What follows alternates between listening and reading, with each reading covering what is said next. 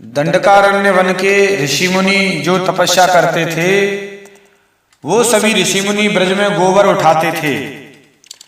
साथियों, उस विषय को मैं क्लियर करना चाहूंगा। विषय बड़ा गहरा रहस्य का है कि दंडकारण्य के इतने हजार ऋषि मुनि ब्रज में क्यों उठाते थे गोबर, इतनी बड़ी तपस्या करते थे युगों युगों से, और वो तपस्या का फल एक गोबर तक, ऐसी क्या महिमा थी इस ब्रज में गोबर उठाने की। हाँ साथियों, बातें सही हैं।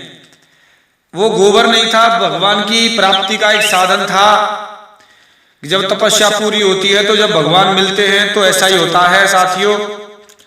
उसी विषय को आपके समक्ष प्रस्तुत करने जा रहा हूं कि जो ऋषि मुनि गोपी बने थे, वो ब्रज में गोबर उठाने का काम करते थे।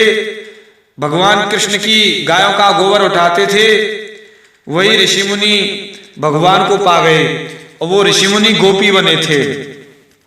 साथियों, चलते हैं उस विषय को प्रस्तुत करने के लिए, और उसको मैं शुरुआत से समझाना चाहूंगा।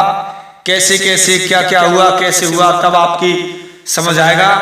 चलिए सुनते हैं उस गहरे रहस्य को। साथियों, एक समय की बात है। नारद जी बता रहे हैं राजा को, कह रहे हैं नारद जी, राजन अब तुम ऋषि रूपा गोपियों की कथा सुनो। वह सब गोपों पापों को हर लेने वाली, परम पावन और श्री कृष्ण के प्रति भक्ति भाव की वृद्धि करने वाली है। वो इस प्रकार है, सुनिए।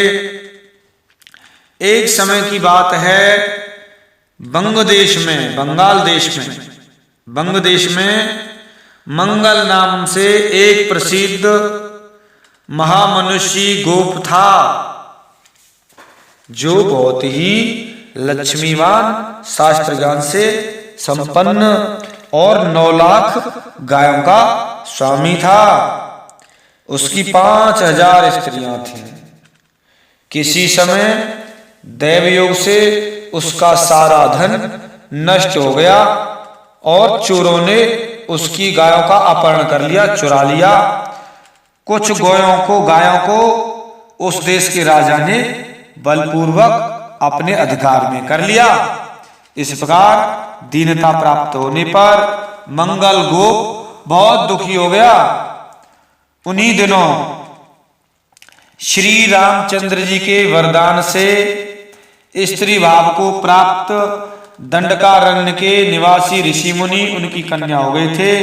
साथियों, दंडकारण्य में जो ऋषि मुनि युगों युगों से तपस्या कर रहे थे, जब भगवान श्री राम वहां सीता जी लक्ष्मण जी के साथ गए थे वनवास के समय, तो वो दंडकारण्य वन के ऋषि मुनि भगवान कृष्ण की आराधना करते थे। जब कृष्ण तो नहीं पहुंचे, लेकिन श्री राम पहुंचे, तो उन्होंने कहा, अरे भगवान, हमारे बंसी मुरली मनोहर धनुष बाण के साथ आए हैं, चलो कोई बात नहीं भगवान, अब आप हमें ऐसी कृपा करो, सीता जी का प्यार जैसा आप हमें दीजिए। तब राम जी ने वरदान दिया था कि जब मेरा कृष्ण अवतार होगा तब आप मेरी गोपी बनोगी, तब मैं आपको सीता जी जैसा प्यार दूंगा। वही ऋषि मुनि मंगल गोप की पुत्री बने थे। जितने भी थे मंगल गोप की 5000 स्त्रियां थीं, और उन सभी से वो ऋषि मुनि पुत्री के रूप में पैदा हुए, और सभी ऋषि मुनि उनकी पुत्री हो गई। इतनी पुत्री थी, बहुत संख्या में उनकी पुत्री हुई। साथियों, अब वो मंगल गोप बोला, अब इतनी पुत्रियां हो गई हैं, अब मेरे पास इनका विवाह करना है और धन की बहुत जरूरत पड़ेगी, क्या करना चाहिए। तो उसी दृष्टि से मंगल गोप ने बड़ा चिंतन शुरू कर दिया, भगवान का नाम लेना शुरू कर दिया। उस कन्या समूह को देखकर मंगल गोप बहुत ही दुख में डूब गया और बहुत परेशान रहने लगा। तभी उसी समय जब भगवान की कृपा होती है, क्योंकि ऋषि मुनि उसकी लड़की बने थे, पुत्री बने थे, तब अचानक मन ही मन में सोच रहा था। तभी मंगल गोप बोला, क्या करूं, मेरा दुख कैसे दूर होगा। मेरे पास धन तो नहीं है और इतनी कन्याएं का विवाह में कैसे करूंगा, बड़ी समस्या है, क्या करना चाहिए। इतनी बहुत ज्यादा पुत्रियां भगवान की कृपा से मेरे यहाँ उत्पन्न हुई हैं, क्या करूं, किसके साथ इनका विवाह करूंगा, कैसी व्यवस्था होगी। इस प्रकार सोच ही रहे थे, तभी उसी समय एक चमत्कार हुआ। उन्हीं दिनों मथुरा मंडल से एक गोप उनके यहाँ आया, मंगल गोप के यहाँ आया, और वह तीर्थयात्री था। तीर्थ यात्रा करते करते मंगल गोप के पास तक पहुंच गया। उस गोप का नाम जय था। वह बुद्धिमानों में श्रेष्ठ और वृद्ध था। उसके मुख से मंगल गोप ने नंदराज के अद्भुत वैभव का वर्णन सुना। उसने पूरा नंदराज का वैभव बताया कि नंदराज ऐसे हैं, धन की कोई सीमा नहीं है, अनंत धन है, अनंत सुख है, बहुत सी गाय हैं, और भगवान कृष्ण साक्षात भगवान उनके पुत्र हैं। ऐसा रस, ऐसी वर्षा, ऐसी कृपा अनंत, उन्हीं इन लड़कियों का विवाह आप उन्हीं कृष्ण के साथ कर देना और इनको वहीं ब्रजमंडल में भेज दो, ये भगवान को प्राप्त कर लेंगे अपने आप।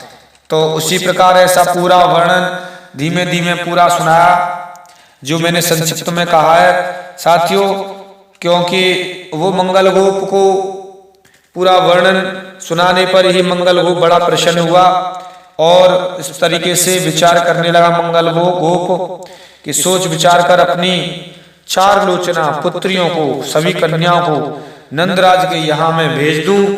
इसी प्रकार सोच रहा था कि जिससे वो वहां ब्रज में भगवान कृष्ण को प्राप्त हो जाएंगी और वहीं विवाह हो जाएगा। तभी जय गोप के कहने से उन 4 लोचना सुंदरी अपनी कन्याओं को मंगल गोप ने नंदराज के यहाँ ब्रजमंडल में भेज दिया और नंदराज के घर में जाकर वे रत्नमय भूषण विभूषित कन्याएं बड़े सुख से रहने लगी और उनका बड़ा स्वागत सम्मान ब्रज में हुआ। और उनको वहां पर नंद बाबा ने उन कन्याओं को अपने गोष्ठ में, गौशाला के गोष्ठ में अंदर गायों का गोबर उठाने का काम दिया। सभी कन्याएं जो ऋषि मुनि कन्या बने थे, सभी वहां पर गोपी के रूप में गोबर उठाने का काम करने लगे। सभी कन्याएं, सभी गोपियां गोबर उठाने का काम करने लगी ब्रजमंडल में नंद बाबा के यहाँ। और वहां सुंदर सुंदर श्री कृष्ण को देख देख कर कन्याओं ने पूर्व जन्म का बातों का स्मरणाया, वाह हमारी तपस्या पूरी हो गई। इसी कृपा को प्राप्त करने के लिए हम कितने अरबों जन्मों से तपस्या कर रहे हैं, अब वो जन्म में तपस्या पूरी हुई है, वाह भगवान मिल गए। तो साथियों इस तरीके से उनको पूर्व जन्म याद आता था और यमुना जी की सेवा करती थी। एक दिन श्यामल अंगों वाले विशाल लोचना यमुना जी की सेवा पूजा कर रही थी, तो यमुना जी ने दर्शन दिया। यमुना जी ने कहा, मांगो गोपियों, कौन सा वरदान चाहती हो। तब गोपियों ने वरदान मांगा कि हे हमें ब्रजेश्वर नंदराज के पुत्र भगवान श्री कृष्ण हमारे पति हों। तो यमुना जी ने तथास्तु कहा और अंतर्ध्यान हो गई। वे सब कन्याएं वृंदावन में कार्तिक पूर्णिमा को रात को ब्रजमंडल में और रासमंडल में पहुंची। ब्रजमंडल के रासमंडल में कार्तिक पूर्णिमा को रात में पहुंची। वहां श्री हरि ने उन सब के साथ में नित्य विहार किया और जैसे इंद्र की तरह। साथियों उन दंडकारण्य के जो ऋषि मुनि थे सभी गोपी बने, तपस्या पूरी हो गई और भगवान कृष्ण को प्राप्त कर लिया।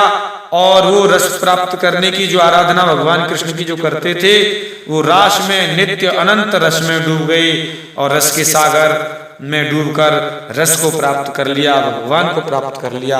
साथियों ये वही दंडकारण्य के ऋषि मुनि थे जो ब्रजमंडल में नंद बाबा की गायों का गोबर उठाते थे और वही गोबर नहीं था, तपस्या थी, भगवान को पाना था। ब्रजमंडल में तो गाय का गोबर ही उठाना, ये सब साधन करना ही भगवान की प्राप्ति है।